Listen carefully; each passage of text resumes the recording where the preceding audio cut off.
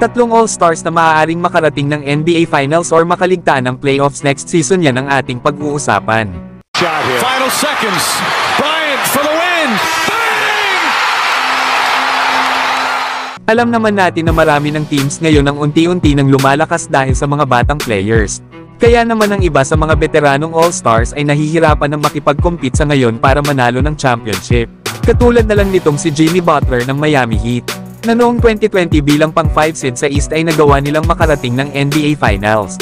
Ito nga ay sa pangunguna ni Jimmy Butler matapos itong mag-average ng 22.6 rebounds, 6 assists at 2 steals per game. Pero kahit ganun ang performance ni Jimmy Butler, ay wala pa rin silang nagawa sa Los Angeles Lakers na merong LeBron James at Anthony Davis. At tinapos nga ng Lakers ang kanilang series sa NBA Finals sa Game 6. Kaya naman Lakers ang nag-champion noong 2019-2020 season. Pero ilang taon lang ang nakalipas noong 2022-23 season, ay muling nakabalik sa NBA Finals ang Miami Heat kahit sila ay underdog. Paano ba naman ay galing sila sa 7 seed tapos sila pa ang nag-advance sa NBA Finals para makaharap ang Denver Nuggets, na kahit pang MVP mode pa ang ipinapakita noon ni Jimmy Butler na may average na 26 points per game, ay wala pa ring nagawa ang Miami Heat sa Denver Nuggets na merong Nikola Jokic at Jamal Murray. Kaya umabot lang ang kanilang series sa Game 5 at tuluyan na nga ditong nakuha ng Denver Nuggets ang championship. Kaya naman last season ay inaasahan sana ng karamihan na itong Miami Heat ay makakabalik muli sa pagiging contender team para muling bumalik sa NBA Finals. Pero pagdating ng play-in tournament na kung saan ay nakaharap nila ang Philadelphia 76ers, ay nagtamo naman si Jimmy Butler ng MCL sprain sa kanang tuhod. Kaya naman sa naging laban nila sa Chicago Bulls sa play-in tournament ay hindi na nga dito nakasama pa si Jimmy Butler. Pero nagawa pa rin nilang matalo ang Chicago Bulls para sila ang mag-advance sa playoffs bilang 8 seed. Na dito ay nakaharap naman nila ang number 1 seed na Boston Celtics. Bagamat nagawa ng Miami Heat na makaisa sa Boston sa Game 2 para maitabla ang serye. Pero sa mga sumunod na laro hanggang Game 5 ay hindi na nanalo pa ang Miami Heat. Lalo at wala nga rin itong si Jimmy Butler dahil sa kanyang injury. Kaya naman maagang nagpahinga ang Miami Heat nitong summer sa pagka-eliminate nila sa playoff sa Game 5 laban sa Boston.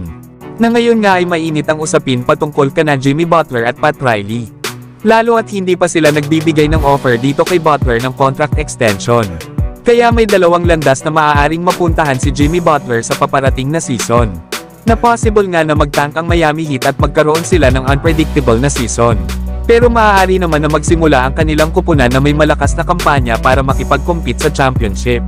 Lalo at kasama pa ni Jimmy Butler sila Bam Adebayo, Tyler Hero, Terry Rozier at Jaime Jaquez Jr. na maaaring magdala sa kanila next season sa top 4 seed sa Eastern Conference. Ang susunod naman ay si Kawhi Leonard.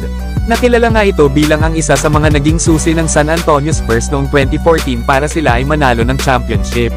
Tinalo lang naman nila ang Miami Heat sa NBA Finals at si Kawhi Leonard din ang itinanghal na Finals MVP. Kasama niya nga dito sila Tony Parker, Manu Ginobili at Tim Duncan. Pero pagdating ng 2018-2019 season, matapos na makarecover sa squad injury itong si Kawhi Leonard, ay nag-request ito ng isang trade hanggang sa Toronto Raptors nga ito ipadala ng Spurs. Na pagdating nga ni Kawhi Leonard sa Raptors ay dito na nagsimula ang load management. Pero sa hindi inaasahan ay nagawa naman ni Kawhi Leonard na pangunahan ng Toronto Raptors papuntang NBA Finals. Hindi nga mapigilan ang mga mid-range na ginagawa ni Kawhi na kung saan ay nag-average ito ng 30 points per game. Nakaharap nga nila ang Golden State Warriors sa NBA Finals. Pero sa hindi inaasahan ay nagtamo ng injury itong sila Klay Thompson at Kevin Durant. Dahilan para i-dominate sila ng Toronto Raptors lalo na itong si Kawhi Leonard sa naging series nila sa NBA Finals laban sa Warriors. Kaya naman pagdating ng Game 6 ay tuluyan ng natalo ang kupunan ni Stephen Curry. At ang Toronto Raptors nga ang itinanghal na NBA champion noong 2018-2019 season. Habang si Kawhi Leonard naman ang itinanghal ditong Finals MVP. Pero pagdating ng off-season ay lumipat si Kawhi Leonard sa Los Angeles Clippers para sumama dito kay Paul George. Pero dahil nga sa pagkakaroon ni Kawhi Leonard ng mga injuries ay nahirapan ng Clippers na makarating ng NBA Finals. Lalo at ngayon ay hindi pa makakalaro itong si Kawhi Leonard sa kanilang kupunan. Nasa ngayon ay nagpapagaling pa nga ito mula sa kanyang off-season ni procedure. Kaya naman inaasahan na itong si James Harden na muna ang magdadala sa kupunan ng Clippers. Lalo at wala na nga itong si Paul George na nasa Sixers na habang nasa Denver Nuggets naman si Russell Westbrook. Pero andyan pa naman ang iba nilang role players na maaaring makatulong ni Harden para man lang sa pagbalik ni Kawhi Leonard na hindi sila mahihirapan na maghabol sa standings. Kaya kung magagawa ni Kawhi Leonard na manatiling healthy sakaling makabalik na ito mula sa kanyang injury, ay walang duda na isa pa rin ang Los Angeles Clippers sa mga malalakas na kupunan sa West. Ang panghuli naman mga idol ay itong si LeBron James ng Los Angeles Lakers. Nasa ngayon ay going to 40 years old na ito ngayong darating na season. Alam naman natin na huli pa nga na nanalo ng isang NBA title ang Los Angeles Lakers ay noong 2019-2020 season pa. Ito ay nagtalunin nila sa NBA Finals ang Miami Heat sa Game 6 at si LeBron din ang itinanghal na Finals MVP. Nasa sumunod naman na taon sa 2020-2021 season bagamat nakapasok sila ng playoffs bilang pang-7 seed, ay nagawa naman ng Phoenix Suns na ma-eliminate sila sa Game 6 sa first round series nila sa playoffs. At pagdating naman ng 2021-22 season, ay bigo naman ng Lakers na makapasok ng playoffs na dito ay kasama na nga nila sila Carmelo Anthony at Russell Westbrook. Pero pagdating ng 2022-23 season, ay nagawa naman ng Lakers na makarating ng Western Conference Finals bilang pang-7 seed.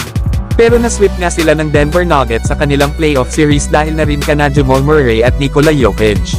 Pero ngayong 2023-24 season, ay muling nagkaharap ang Denver Nuggets at Los Angeles Lakers sa playoffs. Pero sa pagkakataon na ito ay sa first round na ng playoffs, na halos wala din namang pinagkaiba ang nangyari sa nakaraang nilang paghaharap. Dahil pagdating ng Game 5 ay tinapos na ng Denver Nuggets ang kanilang playoff series. Simula kasi nang mawala sa kanila ang kanilang mga role players na sila Kyle Kuzma, KCP, Dwight Howard at JaVale McGee. Sinabayan pa ito ng pagkakaroon ng injury nila LeBron James at Anthony Davis. Ay hindi na nga sila nakarating ng NBA Finals since 2020.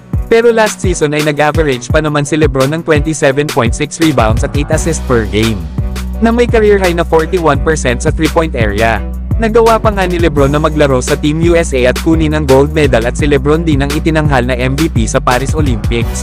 Tumatanda na nga rin si LeBron mga idol at malapit nang matapos ang kanyang NBA career na nasa 1 to 2 years na lang bago ito magretiro. Nasa ngayon ay kasama niya na sa Los Angeles Lakers ang kanyang anak na si Bronny James. Matapos itong i-draft ng Lakers bilang pang 55 overall pick. Pero syempre mga idol kahit kasama na ni LeBron ang kanyang anak sa kanilang kupunan, ay kailangan pa rin ng Lakers na gumawa ng isang trade lalo at wala namang nabago sa kanilang roster bukod sa pagkuha nila kana Dalton Kenneth at Bronny James sa NBA draft. Isama pa ang kanilang 2-way contract na si Christian Coloco. Kaya hindi pa alam sa ngayon kung magagawa ba ng Los Angeles Lakers sa pangunguna nila LeBron James at Anthony Davis na makasabay sa mas malalakas na kupunan sa West, na inaasahan naman na gagawa ang front office ng isang trade na magdadala sa kanila sa pagiging contender team. Pero kayo mga idol, sino sa tatlong All-Stars ang possible na makarating ng NBA Finals at hindi?